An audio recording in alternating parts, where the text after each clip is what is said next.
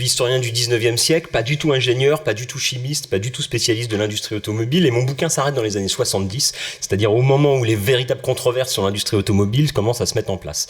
Donc je vais, malgré tout, essayer de justifier ma présence en disant quelques mots pour mettre en perspective la discussion et pour ouvrir la discussion. Alors c'est pas facile, peut-être que j'aurais peut-être dû commencer avant, effectivement, pour qu'on ouvre sur le Dieselgate, parce que ça pose énormément de questions fondamentales et très intéressantes. J'aimerais juste, on m'a posé un certain nombre de questions. Quels sont les liens entre l'industrie automobile et la pollution dans une perspective historique? Comment l'automobile s'est installée dans les sociétés contemporaines? Pourquoi l'automobile modèle à ce point notre monde et comment elle modèle notre monde? Donc vous voyez, c'est des questions gigantesques, donc je ne vais pas y répondre. Je vais juste essayer de proposer quelques pistes de réflexion pour mettre en perspective et pour rebondir sur ce que vous avez dit à la fin, puisque finalement la situation est celle-là. C'est fascinant d'entendre qu'aujourd'hui l'industrie automobile considère que le moteur thermique, c'est fini. Parce que quand toute l'histoire de l'automobile au XXe siècle, c'est l'histoire pour sauver le moteur thermique. Donc là, on arrive sans doute à la fin d'un cycle, et en même temps, cette fin de cycle nous met dans une situation terrible, parce que puisque la voiture est devenue tellement indispensable à nos organisations sociales et même à nos imaginaires, que l'idée que la voiture disparaîtrait pose énormément de problèmes, que ce soit d'un point de vue d'infrastructure, d'organisation de nos modes de vie, de nos représentations culturelles, et donc il faut bien trouver d'autres solutions. Et donc la solution qu'on va mettre au point, c'est on va tout passer à l'électrique. Donc si on y réfléchit 2 minutes, c'est totalement vertigineux comme perspective. Bon, mais voilà. Alors je voudrais juste revenir moi, au point de départ, en tout cas à l'origine, en posant quelques questions et en rappelant quelques éléments sur l'histoire de ces liens entre l'industrie automobile et cette question de la pollution. On pourrait, en écoutant l'exposé sur le Dieselgate, on pourrait se demander si finalement la question qui nous travaille tous sans doute, c'est est-ce une anomalie? Est-ce une anomalie qui révèle une sorte de dysfonctionnement dans le modèle réglementaire qui, finalement, j'ai un peu compris ça aussi, c'est-à-dire la réglementation se durcit plus vite que les capacités techniques des constructeurs, ce qui pousse les constructeurs à mettre en place des formes de fraude parce qu'ils n'arrivent plus à s'adapter à une réglementation qui s'accélère sous la pression de l'opinion publique. Donc si on le lit comme ça, on pourrait interpréter ça comme une anomalie. Et en partie, c'est la réglementation elle-même qui aurait été responsable en partie de la fraude. Alors, on pourrait dire quelque chose de très différent, qui est que, mais là, vous m'excuserez d'avance, comme j'ai pas beaucoup de temps, je vais aller à l'essentiel en disant des choses un peu grosses peut-être.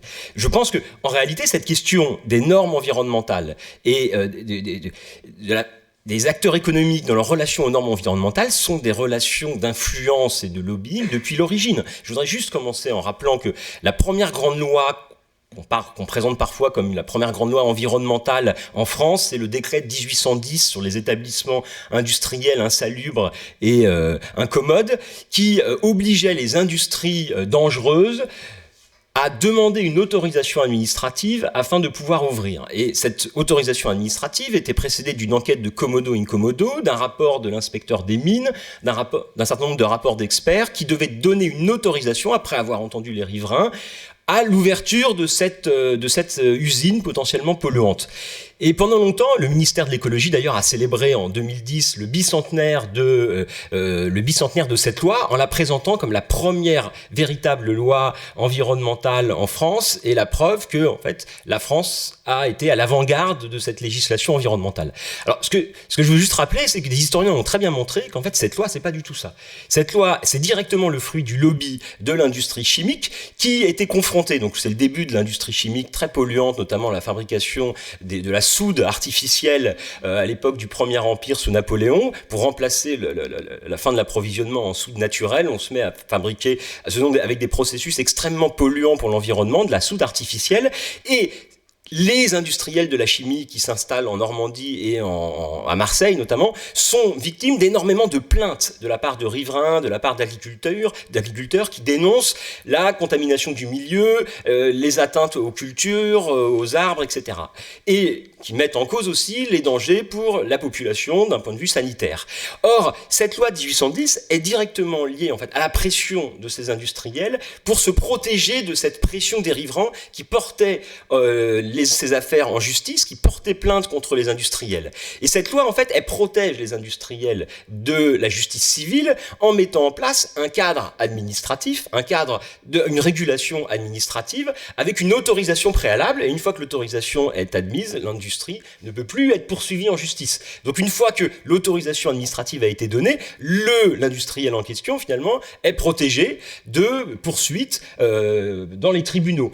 Alors cette loi a été élaborée en particulier par le ministre Chaptal, qui lui-même était un grand industriel de la chimie, et on sait très bien qu'il y avait déjà dans l'élaboration et dans la genèse intellectuelle de cette loi toute une série de groupes d'influence qui intervenaient, puisque cette question de l'industrie chimique était déjà considérée comme stratégique et centrale pour l'économie du pays sous le Premier Empire, et Napoléon a voulu protéger ce secteur d'activité centrale en adoptant une réglementation qui crée une situation, un contexte de régulation finalement favorable à cette activité industrielle, puisque les poursuites judiciaires et les résultats incertains des décisions de justice risquaient de rendre cette activité dangereuse, risquaient de rendre cette activité incertaine. Et donc évidemment, les hommes d'affaires et les industriels ont besoin d'avoir des marchés et avoir un cadre réglementaire à peu près sécurisé pour pouvoir développer leur activité et leur production.